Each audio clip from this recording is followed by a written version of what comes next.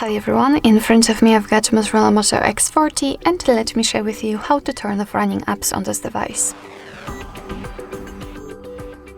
So all we have to do basically is to open the recents, and depending on what kind of navigation type you've got set, you can do it differently. If you've got the gestures, just swipe your finger from the bottom to the center of your device and hold your finger somewhere here on the screen. The recents should appear. If you've got the 3 buttons navigation, just tap on this button with a square icon.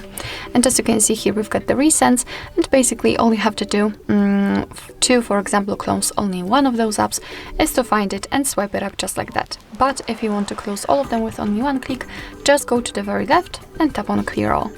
As you can see, we just got back to the home page, so we can enter the recents to check. And here we've got no recent items, which simply means that we just successfully closed all background apps. So basically that's all. This is how to turn off running apps in your Motorola Moto X40.